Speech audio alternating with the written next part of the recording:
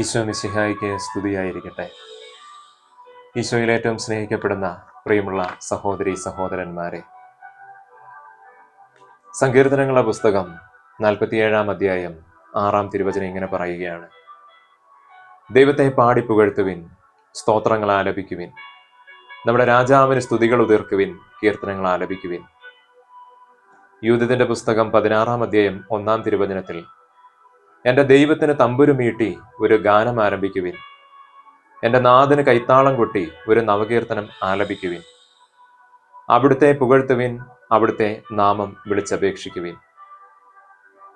ദിനവൃത്താന്തത്തിന്റെ 1 പുസ്തകം 15 അധ്യായം 16 തിരുവചനം, കിന്നരം, വീണ, കൈത്താളം എന്നിവ ഉപയോഗിച്ച് അത്യുച്ചത്തിൽ ആനന്ദാരവം മുഴക്കുന്നതിന് ഗായകന്മാരായി സഹോദരന്മാരെ നിയമിക്കാൻ ദാവീദ് ലേവി കുടുംബത്തലവന്മാരോട് ആജ്ഞാപിച്ചു.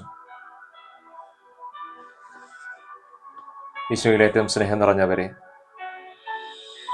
22 വർഷത്തിന് ശേഷം വചന ശുശ്രൂഷയ്ക്കൊപ്പം ദേവാലയ സംഗീതത്തിലേക്കും കർത്താവ് ചേർത്ത് പിടിക്കുന്ന നാളുകളാണ്. കഴിഞ്ഞ വർഷങ്ങളിലൊക്കെയും പ്രത്യേകിച്ച് ശുശ്രൂഷ മേഖലയിലൂടെയൊക്കെ കടന്നു പോകുമ്പോഴും പരിശുദ്ധ കുർബാനയിലും ആരാധനയിലുമൊക്കെ ഒന്നു ചേരുമ്പോഴും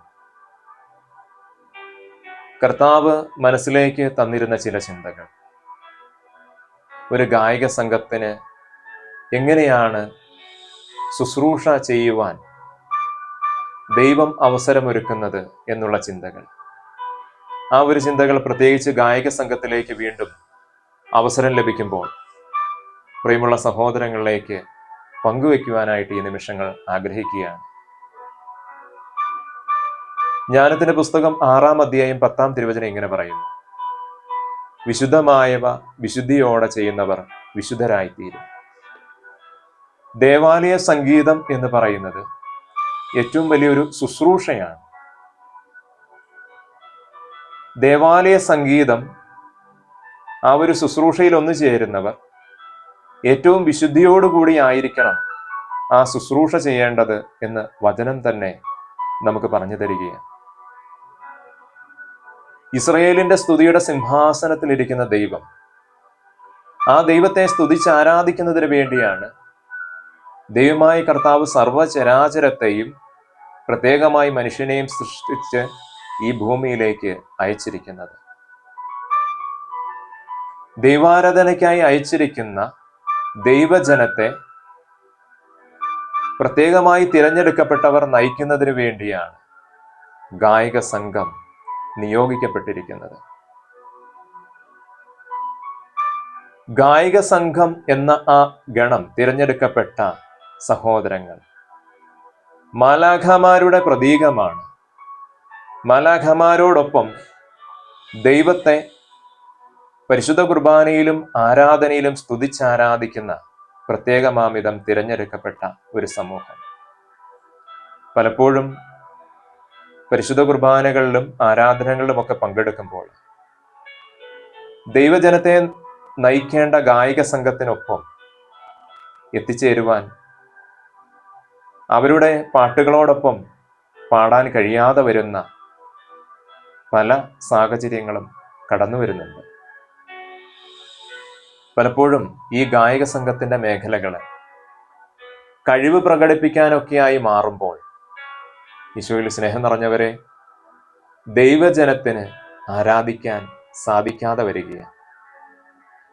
ഗായക സംഘത്തിലുള്ളവർക്ക് അല്ലെങ്കിൽ നയിക്കുന്നവർക്ക് മാത്രം അറിയാവുന്ന ട്യൂണുകളും അവർക്ക് മാത്രം പാടാൻ കഴിയാവുന്ന രീതിയിലുള്ള ഹൈ പിച്ചുകളിലുള്ള പാട്ടുകളുമൊക്കെ പാടുമ്പോൾ ഈശോയിൽ സ്നേഹം നിറഞ്ഞവരെ, ദൈവജനത്തിന് എപ്രകാരം ആരാധിക്കുവാനായിട്ട് കഴിയും? ദൈവത്തിന്റെ ആഗ്രഹം ദൈവത്തെ സ്തുതിക്കുക, ആരാധിക്കുക.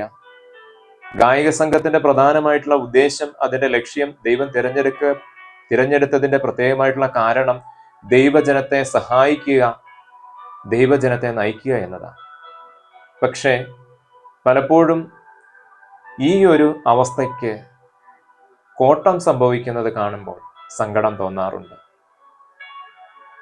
ഒരു ഗായക സംഘത്തെ നയിക്കുന്നവര് ഏറ്റവും മികച്ച ഗായകരായിരിക്കാം. മറ്റുള്ളവരെ, ഗായിക സംഘത്തിലുള്ളവരെ അതേപോലെ തന്നെ ചേർത്ത് പിടിക്കുക എന്നുള്ള ഒരു ദൗത്യം ഗായിക സംഘത്തെ നയിക്കുന്നവർക്കുണ്ട്. എല്ലാവർക്കും ഒരേപോലെ പാടുവാനും ദൈവജനത്തെ പാടുവാൻ സഹായിക്കുന്നതിനും അവസരമൊരുക്കേണ്ടത് ഗായിക സംഘത്തിന് നേതൃത്വം നൽകുന്നവരാണ്. അവരെ പാടുവാൻ സഹായിക്കുക, പാടുവാൻ ട്രെയിനിങ് നൽകുക, അതേപോലെ തന്നെ ഒരേ സ്വരത്തിൽ പാടുവാനായിട്ടുള്ള അവസരം, പ്രത്യേകിച്ച് സൗണ്ട് സിസ്റ്റം, മൈക്കൊക്കെ ഉപയോഗിക്കുമ്പോൾ എല്ലാവർക്കും ഒരേ പരിഗണന ലഭിക്കുവാനായിട്ടുള്ള ഒരു പരിശ്രമം കൂടി ഈ ഒരു ശുശ്രൂഷയിലുണ്ടാകുന്നു. കാരണം ഇത് ദൈവത്തെ ആരാധിക്കുന്ന ശുശ്രൂഷയാണ്, ഒരാളുടെ കഴിവ് പ്രകടിപ്പിക്കാനായിട്ടുള്ള ഒരു ശുശ്രൂഷയല്ല എന്നുള്ള കാര്യം അത് ഗായിക സംഘത്തിൽ ഒന്നുചേരുന്ന ഓരോ സഹോദരങ്ങളും ഓർക്കേണ്ടത് അത്യാവശ്യമാണ്. അതേപോലെ പലപ്പോഴും കാതടപ്പിക്കുന്ന ശബ്ദങ്ങളോ അങ്ങനെയുള്ള മേഖലകളൊക്കെ പലപ്പോഴും ഉണ്ടാകുന്നുണ്ട്. എല്ലാവർക്കും അറിയാവുന്ന ട്യൂൺ ഉപയോഗിക്കാതെ ഗായിക സംഘത്തിന് മാത്രം അറിയാവുന്ന ട്യൂണുകൾ ഉപയോഗിച്ച് മാത്രം പാടുന്ന മേഖലകളൊക്കെ ഉണ്ട്. ഇങ്ങനെയൊക്കെ ശുശ്രൂഷകളിലൂടെ കടന്നു പോകുമ്പോൾ ഈശോയിൽ പ്രിയമുള്ളവരെ, ദൈവജനത്തിന് ദൈവാരാധന ശരിയായ രീതിയിൽ നടത്തുവാൻ കഴിയാതെ പോകും. ഈ ഒരു അവസ്ഥയ്ക്ക് മാറ്റം വരണം എന്നുള്ള ഏറ്റവും പ്രധാനപ്പെട്ട ഒരു ചിന്ത, ആ ഒരു ചിന്തയാണ് ഇന്നേ ദിവസം ഈ വചനങ്ങളോട് ചേർത്ത് ഇവിടെ പങ്കുവയ്ക്കപ്പെടുന്നത്. ആത്മാർത്ഥമായിട്ടുള്ള ദൈവാരാധന നടത്തുവാൻ ഗായിക സംഘത്തിലെ ഓരോ പ്രിയമുള്ള സഹോദരങ്ങളും ശ്രമിക്കേണ്ടത് അത്യാവശ്യമാണ്. ദൈവത്താൽ തിരഞ്ഞെടുക്കപ്പെട്ട മാലാഖമാരുടെ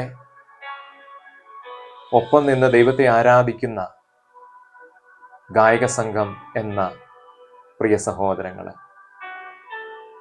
പ്രത്യേകിച്ച്